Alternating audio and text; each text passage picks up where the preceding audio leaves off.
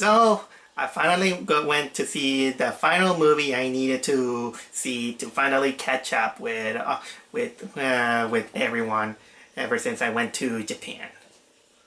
And just in case, I decided to skip Men in Black International, mostly because I don't feel too keen or interested about the movie.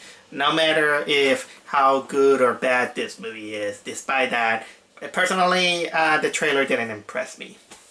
So yeah, so I skipped that and I decided to watch the latest X-Men movie called Dark Phoenix, which again, this is technically the final movie I decided to watch, and so to catch up with everyone. And well, here's the thing. I like a lot of Marvel things. I live from the Marvel comic books. But X-Men was kind of not exactly my cup of tea in some ways. Most in terms of the in the cinematics of X-Men, I think that some of them were interesting, but I kind of felt that something lagged or something was missing. Although don't get me wrong, some of them I do enjoy a little bit. I think that probably the best ones that I like the best are the first X-Men movie and the First Class I did enjoy, and Days of Future Past, of course. Um, I still think that I don't remember that I'm not exactly kind of like a complaining pants over Apocalypse, but I can see why people didn't like it. And now we enter this one, which is none other than Dark Phoenix, which is the X-Men movie of the second reboot, let's say, or second generation of the X-Men films. That not only they decided to finally finish this kind of string line of movies, but also tackle one of the biggest X-Men arcs that there is, which is the Phoenix arc. I'm not gonna lie, I'll tell you. Before I went to see this film, I remember that I went to that while I was waiting for my for my flight to Japan, I decided to go to a live stream of the Driving Mutants. They were kind of finishing there, and I remember one of the members, Morgan Ledger, claiming that Dark Phoenix had a 20% on Rotten Tomatoes, and I was like, "Holy shit! Really? How bad was this movie was?" And when I came back, I just beginning to hear lots of bad stuff about Dark Phoenix, and that kind of raised my curiosity. I was thinking that, so how bad was it? I decided to not watch all the reviews and I want to see it for myself. And that's when I came out, and I can see why people didn't like it. But I'll put this into kind of this perspective. I didn't hate it as much as people did. I still think that Aladdin was a miserable experience, more than well, Secret Life of Pets and Dark Phoenix. But I can see why people hated it, because the biggest problem that I find with Dark Phoenix is that it's boring. And this movie is so boring that you can feel it. You can see that everybody in the cast, they're basically tired of it. It feels like they don't have the energy, and most of the movie, they just feel like sleepwalking. I mean, I've seen more cheery filmmaking in probably some of the most boring films there is. It's not exactly mediocrely boring or like a corpse, like in the latest Fantastic Four movie, the really bad one. But it almost get there. It almost get there. So let's get on with this Dark Phoenix arc, which is the X-Men arc, in which in which it basically it focuses on Jean Grey and where her superpowers amplify. That's basically the gist out of it. If I tell you about all of the storyline of the Dark Phoenix arc, it will take a long while, especially considering that the people watching this might probably not get too interested in comic books. And also because I kind of lack the encyclopedic knowledge of the X-Men. But basically, let's talk in the movie terms. In this movie, it takes place right after X-Men Apocalypse, in which apparently the mutants are now... well, now they're held with respect by society. Almost like it's close to Charles Xavier's dream of living in peace between mutants and humans. So much that even have it all starts out with a space mission to rescue some people stranded in space before a solar flare kind of gets them. But during that incident, Jean Grey, she absorbs the solar flare, and well, she to put things in short perspective, her emotions get out of control, her powers get out of control. She has her powers kind of amplify, her emotions kind of amplify, and things get worse when she realizes that Xavier kind of kept a secret of her involving in her father, who was alive, and technically dump on her because he feels he can't control her, and he has a grudge against her because in the past she's responsible for killing her mother, killing his wife / her Jean Grey's mother. And of course they try to stop her because she's endangering people. Magneto get involved, and also some creatures that they kind of look like Groot. But shapeshift as human. They also looking for Jean Grey to get the power of the solar flare, aka let's call it the power of the Phoenix. And basically that's the story in a nutshell, I'll say, about Dark Phoenix, I'll say.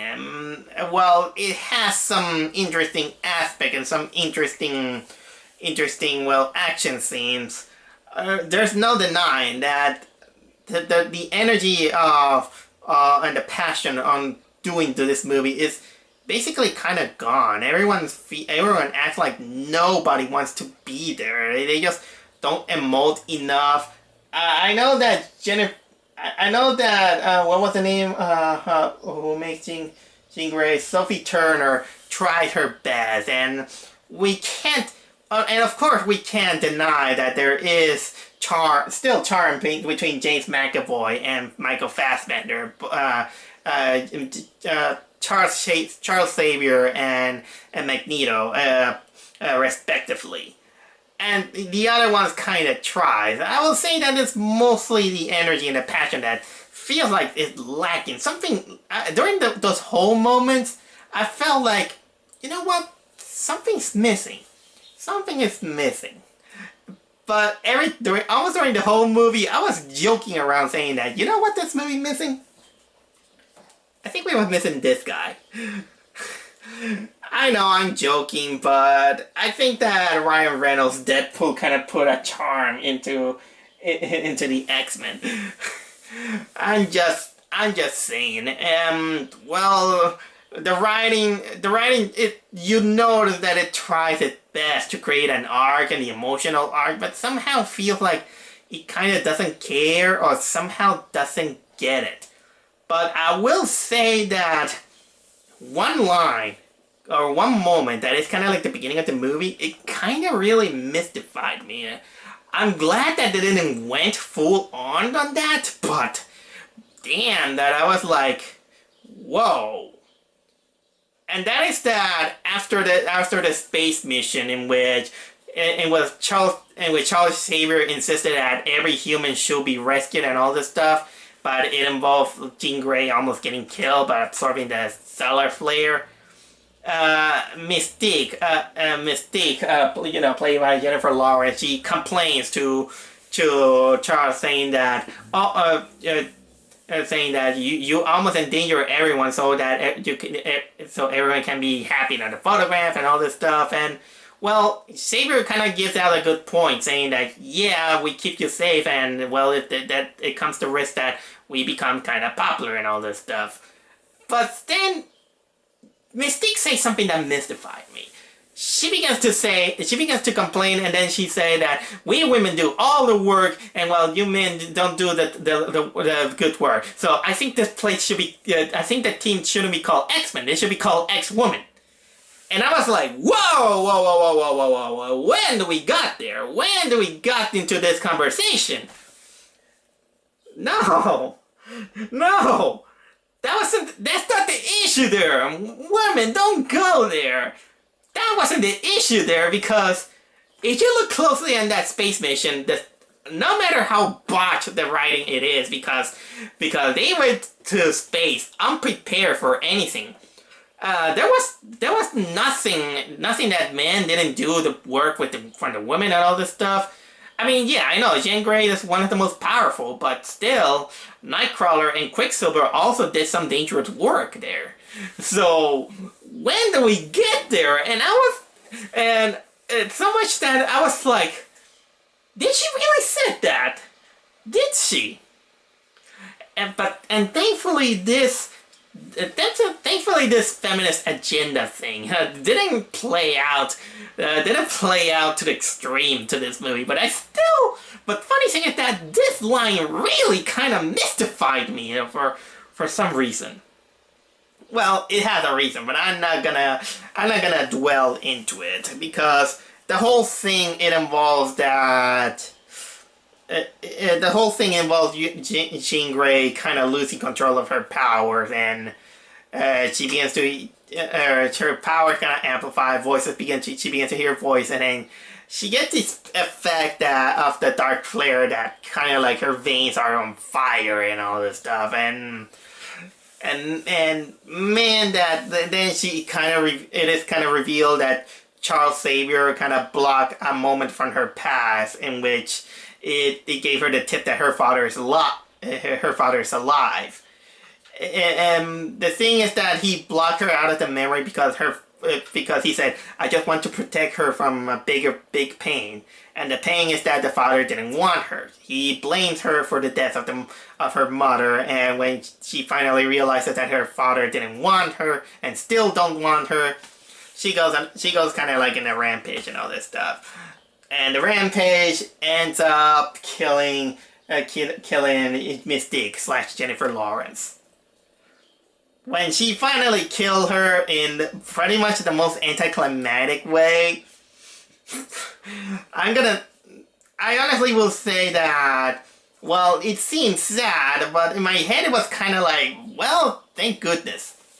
Because here's a little bit of a nitpick of this new the second line of X-Men movies, is that Mystique, she was technically kind of treated like kind of like the goddess, I would say. I get the feeling that the writer of the second generation of X-Men movies, he was in love with her so much that she was technically becoming that kind of like the most important character there is. When I do remember that in the X-Men cartoons and probably in the comics, she's basically a villain. She's a villain. She's not exactly kind of like the glue that supports everything. That's how the second generation of the X-Men movie kind of treated her. And she's not that kind of character. If I'm wrong, correct me, but man, that even if this character gets killed, she's technically treated like the messiah of the X-Men. And I don't think that she was like that. I will give it this a little bit of credit that despite all this boring happenings that the movie goes on, at least the movie kind of picks up once Michael Fassbender / Magneto enters the picture. Because honestly, let's say that Magneto is probably one of the most interesting villains slash anti-heroes of the X-Men universe. He's a guy he's a villain, but we do understand his motivations. We do understand the things that he goes through, and both the spectrum of Charles Xavier and Magneto are interesting. They're both in a great area that is both the good and the bad side. Let's say that the Charles Xavier is the most pacifist way, while Magneto is more like the more free emotional revenge path. And that's fine, considering what both characters went through and what path of life they decide. But like I said, when he enters the picture and the things that he's been doing, and then he begins to get a motivation to enter the Dark Phoenix thing, it's interesting. But he's not the villain this time. And Jean Grey, she's kind of like more like the reluctant villain during the whole movie. You mostly see Jean Grey just during the whole movie confused and saying, "Oh my God, what am I?" and all this stuff. The biggest villain there is this group of aliens that came from outer space, in which I think they want to conquer the Earth by claiming an excuse saying that they are beings from another planet and they just want to resurrect the planet. But honestly, they do want to harness the power of the solar flare that got into Jean Grey. And the leader of all these ones is one that transforms into Jessica Chastain. And man, that they come off as just being like, well, we're just the villains, and that's it.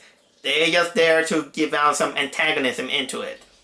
I'm not exactly sure if these characters, these species or these aliens, are part of the Dark Phoenix saga in the original comics, or because honestly, I actually don't remember the X-Men cartoons. I've seen the cartoon, don't worry about it. It's just that I didn't watch it enough to give me an impact out of it.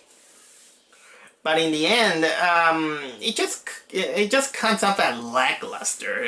Honestly, it's hard to put it into words. How to describe this movie in very professional words, let's say. But the first thing that comes into my mind is lackluster. It feels that it's missing. It feels like it's gone. And everyone is tired. They don't want to be part of it. I know that at this point they just did it just because Fox still refuses to give the X-Men rights to Disney. Although now they're in a losing game because Disney finally acquired Fox. Oh jeez. I wish I could make a joke saying that Disney is gonna rule the world and we should give out the keys of the government to Disney. I'm exaggerating, but if Fox was still doing mediocre movies about the Marvel about Marvel, I think that this is probably a necessary evil that we could go behind. Because man, that we were almost kind of like a step closer to another entry to a very, very bad Marvel movie, like the Fantastic Four movie, or in some other cases, the Amazing Spider-Man 2. I can't say if this is the worst X-Men movie there is, because I haven't seen any of the X-Men movies. I know that there is the X3, The Last Stand, which is also covers the Dark Phoenix arc, but guess what? I never saw this movie. I heard reputations of it, but I never saw it. And this one, probably will say that, yeah, this is probably the most boring of all the X-Men movie I have seen. It didn't impress me. I was just, okay, this is interesting, but something lacks. Something is lacking. That's all I have to say about this X-Men Dark Phoenix. I do understand why many people don't like it. If it's the worst movie of the year that you have seen, I understand. It is the worst. I can see why. And at that moment, yeah, it's gonna. I think that it's gonna take a while to make a kind of like a third generation of X-Men movies. But I'll say this at least to Disney, that if there's one thing that should be rescued and not reboot from the X-Men films, it's still this guy. Because he may not be an X-Men, but he's part of that universe. Oh, and Wolverine. He was missing too.